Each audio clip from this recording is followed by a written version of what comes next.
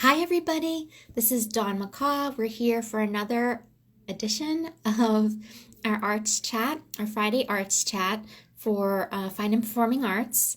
And we're happy and lucky to have Dylan McCarthy with us today. So we're going to bring him on in just a minute. And again, it's Dawn McCaw. I am the liaison for Fine and Performing Arts and bringing you this episode of Arts Chat. Okay, I'm going to bring on Dylan. Let's see. All right, and thank you again for joining us.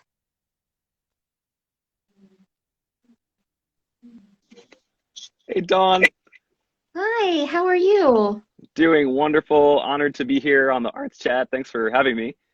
Oh, thanks for being my esteemed guest. So are you working from home right now? Or Yeah, you're actually, yeah, I've been working from home since lockdown, essentially, and also kind of before that period of time, I was already starting to work from home, so I kind of had a leg up on everyone else. In as far as I kind of was learning the process of like trying to manage my own time, and you know, it was interesting, but I was doing PR from home ahead of time. Oh, So, that's cool. You yep, had still working from home and trying to make that work for myself. Well, thank you for joining us. I'm just going to give you a brief intro and then you can fill in any more blanks and we'll just jump in if that's okay. All Amazing. right. So Dylan McCarthy is a 2017 graduate in musical performance. He got his BA in musical performance. And then in 2018, you earned your MBA with a kind of a music business focus. And Right. currently, you're the director of programming at JAZZREACH Performing Art and Education Association. Right. So I think we'll just jump in and so we know what your major was and your current position, but maybe just talk a little bit about what you're doing now and your career journey. Absolutely. So I'll start by saying that, specifically, I studied jazz guitar at SUNY New Paltz, and it was amazing to have kind of 4 years of just dedicated focus to my instrument. And that's really what that was. And, I was able to, after that, upon realizing that there's another side of the industry that I was really interested with, I was able to kind of hop in and do the MBA, kind of cross the quad to go to Vanderburg Hall and do the MBA program, and that was really helpful in where I am now for sure. I'll say like kind of like a bridge from school to my current situation is that I was able to intern during my time as an MBA student with a wonderful publicist named Lydia Lehman, who I'm still working with. She's really, I mean, the top jazz publicist and also now a Forbes 30 under 30 recipient. So I can't say enough wonderful things about working with her and continuing to work with her. I was really lucky to kind of, be able to intern and have that experience. And then, luckily, it turned into a position where I'm kind of now able to, you know, uh, be working within the industry. So, I mean, that is actually still currently going on as well. I mean, I'm also director of programming at JAZZREACH, which is a wonderful nonprofit. Actually, Lydia just joined. Hi, Lydia. We were just talking about you. Very funny. But I'm also content creator and lead writer for Lydia Lehman Promotions as well. And so that's certainly where I'm at now, which is really very exciting. And I'm also still, of course, actively playing and going to sessions within the city and composing. So that journey definitely started through the experience with, well, I'll say an undergrad, when I was interning for an organization called actually Trans Art and Cultural Services, which runs a festival called Jazz in the Valley. And I have you to thank for that in some ways. I'm not sure if you remember this, but I came to the Career and Resource Center and I was like, I just don't know what to do. I don't only want to play, even though that's my primary focus. And I don't know if you recall this, but you were like, well, you should probably look at events and festivals and concerts in the area and see if maybe you could intern. So, I was a really freaked out like college sophomore, and then you kind of helped me transition into where I'm at now. So thank you so much. It's hard to jump in Yeah, sometimes, make that, yeah, from school to how am I going to make it work? Good for absolutely, you. absolutely. And then you went on and got your MBA. So Yeah. that's not every student pursuing music or really anyone in general thinks of that. So how did that come about? Well, I'll say two things about that. I mean, first of all, I think the role of a musician in 2021 is so much different than it probably ever has been. I mean, to be a musician, you have to be an entrepreneur. You have to be your own director of programming insofar as you're booking your own events. You have to be your own publicist in many cases, and your own manager in many cases, at least in the infancy stages of your career. So I thought it was like a natural fit. Not entirely sure what I was going to do at the time. I knew that it was either going to serve me as a musician, or it would help me enter into kind of different segments of the industry that I was really interested in. I mean, I was already working at Jazz in the Valley, where I started to intern, and then at the time became assistant producer of the festival. Um, so I knew that that was something I enjoyed, and I loved like the atmosphere of live performance, whether I was playing or whether I was, producing the event, or just, even running sound at the time, which I was doing at Studley Theater. So it all kind of culminated in, um, you know, doing the MBA program, which I'm certainly glad that I did. Looking back, I mean, not only did it kind of give me the flexibility of in many courses and in many you know kind of in many courses I would get the opportunity to kind of write about the jazz industry. I remember one specific kind of term paper I had to address the differences between some of the major festivals, um, and that was really exciting. And now looking back, I mean, it's really useful information to have, and it was certainly very helpful in that way. So I'm really thrilled that I also just had more time up in New Paltz to enjoy playing music with my friends in that area. I mean, that was certainly another factor that went into it. It gave me more time to really play up there while I was doing all of those things, and also have several like really fruitful internships. And one in particular, of course, with Lydia doing PR for jazz artists. Can I ask, are you still playing with Yeah. friends and Oh, yeah. absolutely. Yeah. I mean, it's interesting how when you move from an area of a high concentrated group of people that you know well and you're playing with, it can change forms in some ways. I mean, insofar as I don't have like an active band, but I'm regularly working with like, you know, an array of different kind of musicians, going to sessions and going upstate for performances still. So that's certainly all still happening, and a lot of what I'm doing aside from playing really goes back into serving myself as a musician and goes back into the playing as well. So that's Mm. certainly still happening. Yeah, it's great because, and that's, like Arts Chat's all about that, how you're making a living being in a creative career with Yeah. your FMPA degree, but also how, some of that is organizing and programming, but then you're still involved in your actual music, but in the work, you're exposed to music all the time. So it's probably some of it just doesn't seem like a job. Yeah, absolutely. I mean, like some of my favorite things about um, specifically the job with PR is I'm constantly listening to a lot of amazing music, and really it's like the newest and the kind of the most cutting edge exciting stuff that there is really what I'm listening to, which is really exciting. I love that, and it's really um, you know a good portion of that job, I got that job at least prior to COVID, was going out to see a lot of shows. um, and that's great. I mean, it's fantastic. That certainly doesn't feel like work, at all. Um, and then through that, I kind of found another intersection of something that I really am passionate about and love, but also am good at and might be lucrative, which is photography. And that's, been really fruitful in the past, actually, kind of just few months, where I've been shooting for some clients and, starting to kind of build that as well. So it's really just kind of working on creating kind of hard skills for myself that kind of serve what I do as a package, so, it all goes back to serve the music and performance anyway. So it's pretty, that part is pretty great. Yeah, All related. you mentioned some of the skills. I'm thinking you probably have to do a lot of social media in your role. Well, not so much actually. No, it's mainly writing. That's certainly the vast majority. Writing and some kind of graphic design type work, and that's specifically on the publicity side.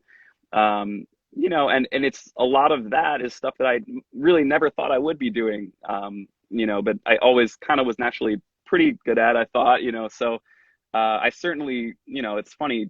I don't think I wrote very many papers in a jazz studies degree, but it just kind of goes to show that you never really know, what's going to fall into your lap that you're going to enjoy. And so that's definitely a big portion of that job. And then, in the director of programming job at JAZZREACH, there's a lot of kind of data that I have to deal with on a regular basis, which is in the form of presenters who we work with around the country. Essentially that job is really booking. I mean, we're booking tours across the country. So, it's really just kind of keeping databases up to date and like really creating relationships with presenters across the country and venues. So that portion is another side of things I had never explored.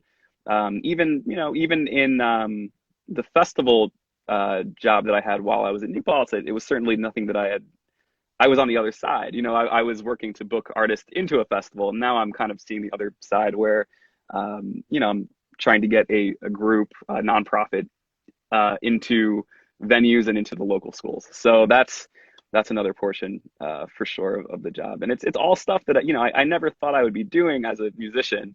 But it's all about finding the intersection of what you're passionate about and what you're good at naturally, and what is kind of lucrative in the moment. So I've certainly, I think, found some things that are working in that degree, but always searching also. Yeah, I'm wondering if what you would advise current students to do, maybe to build experience and build some of those hard skills. And even, when they're looking at descriptions for jobs and they don't have some of those skills, Right. how to kind of navigate that. Right. So, I would say firstly, if you're an arts major, undergrad or grad, I think the first thing that I kind of a light bulb went off at some point while I was studying this music, where I was like, wow, like I'm kind of in a unique opportunity where I can really ask a lot of industry professionals for help and for guidance. I think the second you graduate, I don't want to say that people don't want to help you. That's not true. But it's, when you're a student, it's certainly you're in a unique position to kind of receive that help and maybe even get credit for an internship or, you know, um, just you can really learn from top people. So one thing that I did while I was a student was establish uh, a music management club, where I brought in a lot of industry professionals to speak to students. So that was very valuable, and I still, I mean, the people that I met through bringing in, wonderful industry professionals uh, to this day are just friends, and also, people that I will always seek counsel with. So that was very helpful. So that was a big realization for me, that I can reach out, and I can try to get help from people that are already in the industry and doing really great things, and people that I admired. What's to stop me from just reaching out? Whether it's a musician that you really are fascinated with, or a festival producer or promoter. We had Danny Melnick, who was a wonderful festival promoter and producer, come in. to speak to a group of students, and I continue to learn so much from everything that he's doing. So that's, excuse me, that's really the first step is I would say like know where to find the help that you need because one thing that I will say, and I'll be very honest, is that, when you're studying an arts degree, you're focusing on your craft and it's preparing you for a craft, but it's not preparing you necessarily for a career because a career is a fluid thing. You will have to adopt these hard skills. So getting back to your point about kind of learning these things, first of all, it's adopting a mindset that you're never done learning. And that, I certainly didn't think that I would be, taking, you can still hear me okay, right? Now you can, yeah. Okay, wonderful. Yeah, sorry, I was just getting a phone call. Wow. Live theater. Uh, so basically, establishing a mindset where you're never done learning and you're able to adopt these hard skills is the most important part. I certainly didn't think I was going to be shooting and doing photography at all. I certainly didn't think I would be writing, and I learned to really enjoy all of those things. So it's really that's I'd say a big step. And in terms of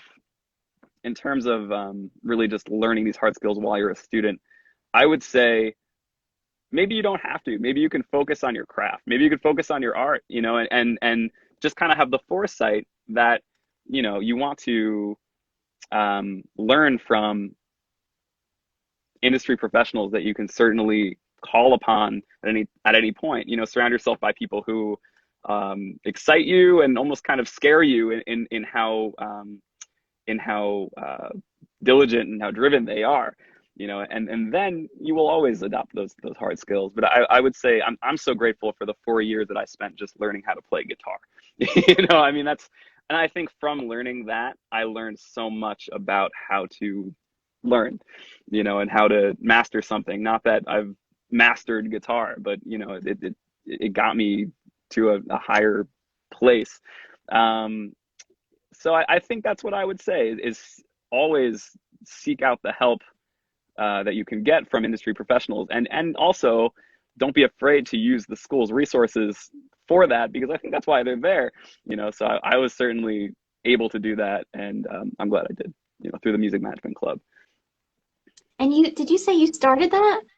Yeah, I'm not positive that it's still in existence, but it was a very, very small club. But our sole intention was to bring in certain people from the industry to speak to students. I mean, that was really the whole intention behind the club, and that's what we did. So yeah, I would love to maybe even speak after this and see if we can get together a group of students who would be interested in starting it up again, because it was so fruitful for me that I would just love to see students kind of have that same opportunity.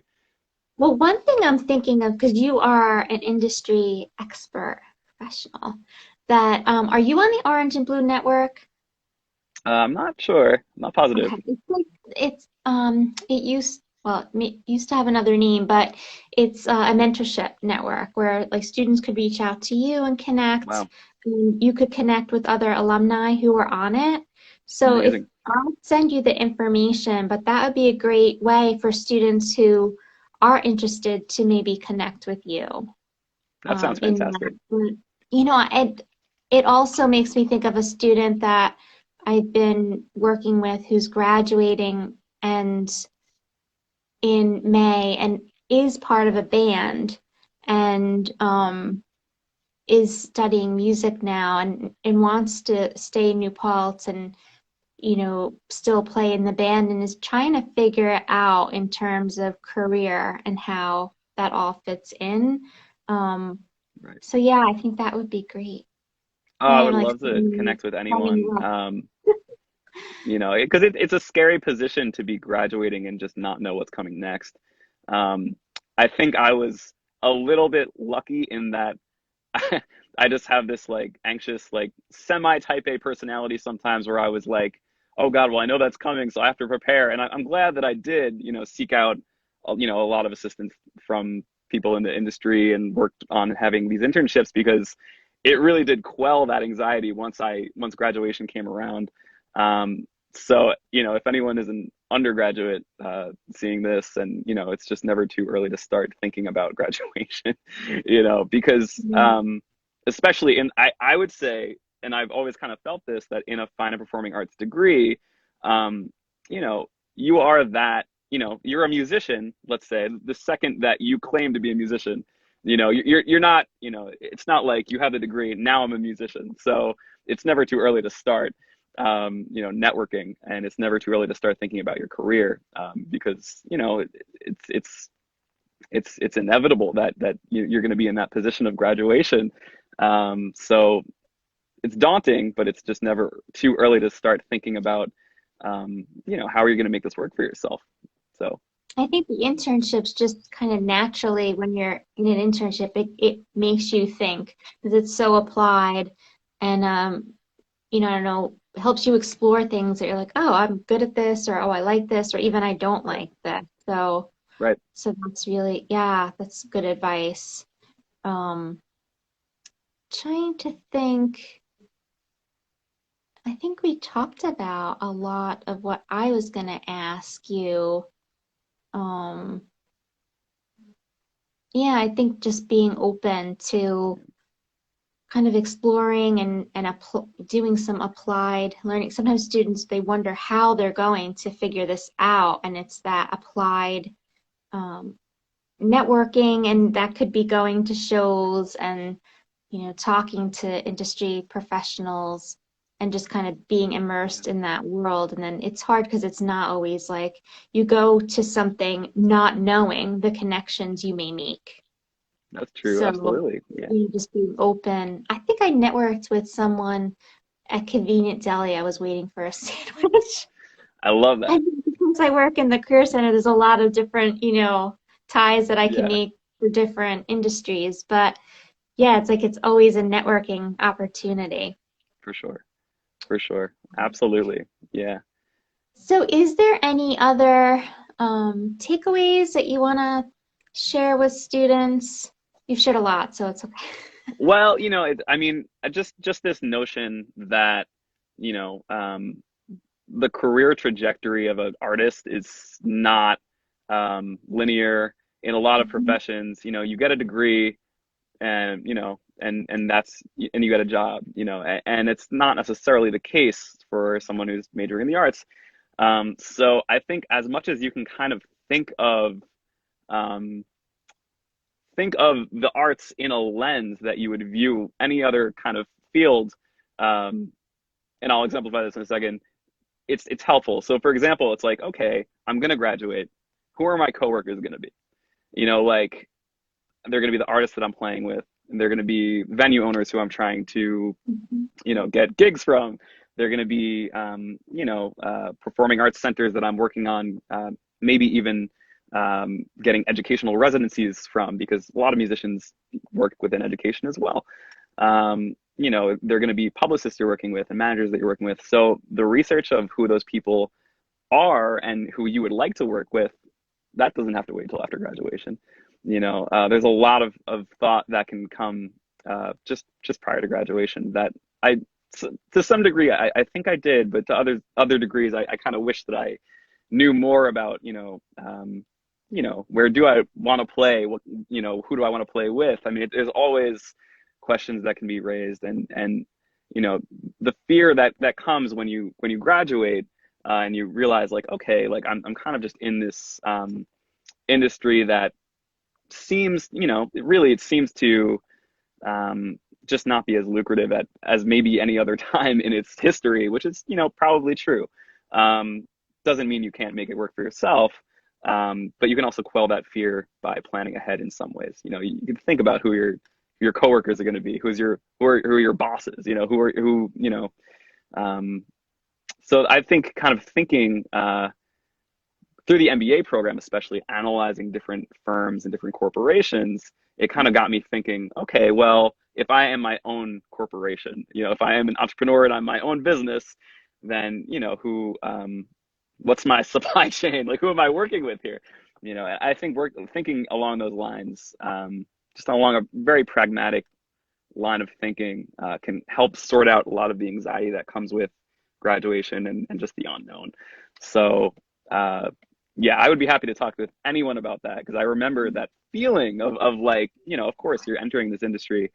Um, and of course, I mean, it's a fluid thing and I'm still actively working on achieving everything I want to achieve, but you know, Yeah, I know I remember when I graduated a very long time ago, I remember thinking, I finally got this college thing down. Now I have to leave. Like, right, 100%, really, 100%. Yeah, now I'm good at this. I'm doing well at this. And so it's like a transition from high school to college and then college to the world. And then I yeah, think you don't always realize that I didn't at that age that it's like there's so many transitions in life and we're right. all learning along the way. And people aren't, sometimes you think like that grass is always greener, that people have everything figured out. And that's not the case. Or by the time you get things figured out, things are shifting. So, Absolutely. Yeah. No progress is linear and you just have to yeah. roll with the I punches like and that. I like that though, like being open to that things aren't linear. And I feel like, anybody in the fine and performing arts is that more creative mindset. So, I mean, in some ways, I wish I was more linear because I'm so putting yeah, things together and yeah, me too. it's about the journey. Um, yeah, so that's definitely my orientation. But I think that is helpful that you don't have to see things as, A to B to C, that, whatever you do even today could impact if you just like go with it and be open. It's Absolutely. really Yeah. great. I mean, create a roadmap for yourself and then when it changes, roll with the punches, but not that you shouldn't have a roadmap for yourself. It's just that of course it's going to change, it's just never going to go as Yeah, planned. And that's yeah. okay. That's life. So thank Yeah. you so much for being Oh, our thank you for guest having me. today. Yeah, and I'm going to follow up and give you that information for Orange and Blue Network because I Sounds think great. that it would be great for students to connect with you, and you'll be able to connect with all the other alumni that are on it's through the alumni office, and it's helpful for us and for students, so we promote it as Amazing. well. But That's thank so you so great. much for taking the Thank you time. for thank you for having me. And if there are any undergrad students like checking this out at any point and who want to get in contact specifically about maybe starting a music management club and talking about how that worked for me and That'd be what might great. be fruitful there, then would love to connect with anyone, honestly. Great, So yeah, great. All great. right, have a good weekend. Thank you. You too. Take care. Thanks for having me. Bye, Dylan. Bye.